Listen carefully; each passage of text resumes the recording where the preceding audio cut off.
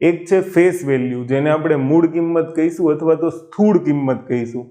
લખવું હોય તો લખી નાખજો, અથવા આપણે એને શું કહીશું? સ્થૂળ કિંમત. ત્યાર પછી આપણે એક બીજો ટોપિક જોઈશું. ઓકે, તો હું તમને આ બંને શીખવાડી દઉં કે મૂળ કિંમત, સ્થૂળ કિંમતમાં શું ફરક છે. જો કે બે સેમ જ છે. ફેસ વેલ્યુ અને પ્લેસ વેલ્યુમાં શું ફરક છે?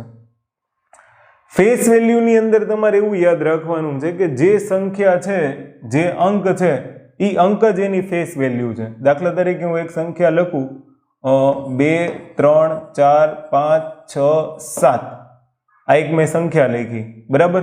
અગર આની મારે ફેસ વેલ્યુ જોતી હશે ને તો 7 ની મૂળ કિંમત 7, 6 ની મૂળ કિંમત 6, 5 ની મૂળ કિંમત કે સ્થૂળ કિંમત પૂછી હોય તો 5, 4 ની મૂળ કિંમત પૂછી હોય તો 4, 3 ની મૂળ કિંમત પૂછી હોય તો 3 અને 2 ની મૂળ કિંમત પૂછી હોય તો 2. હવે મૂળ કિંમત હોય, સ્થૂળ કિંમત હોય કે ફેસ વેલ્યુ હોય, એ પેપરની અંદર જોઈ લેવાનું.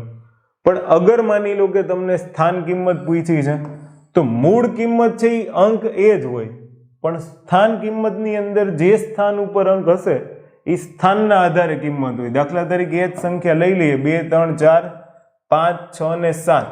હવે 7મું જે સ્થાન છે આને કહેવાય એકમ, ખાસ ધ્યાન રાખજો, એકમ. પછી દશક કહેવાય આને, બરાબર. પછી આવશે 100, પછી આવશે 1000, આ બધા સ્થાન છે. પછી આવશે 10,000, ક્લિયર. અને પછી આવશે લાખ, પછી આવશે 10 લાખ, પછી આવશે કરોડ, પછી 10 કરોડ, એવી રીતના. ક્લિયર. મોસ્ટ ઓફલી આટલી સંખ્યા પૂછે. દાખલા તરીકે એકમનો અંક 7 છે તો એની સ્થાન કિંમત 7. દશકના અંક ઉપર 6 છે તો એની સ્થાન કિંમત 6 ની પાછળ એક શૂન્ય લગાવવાનું, કારણ કે એ દશકના સ્થાન ઉપર છે એટલે એક શૂન્ય લાગે તો 60. 5 100ના સ્થાન ઉપર છે તો 5 ની પાછળ 2 મીંડા એટલે 500. 4000ના સ્થાન ઉપર છે તો 4 ની સ્થાન કિંમત 4000. 3 10,000ના સ્થાન ઉપર છે તો એની સ્થાન કિંમત 30,000. સમજ પડી? 2 લાખના સ્થાન ઉપર છે તો એની સ્થાન કિંમત 2 લાખ.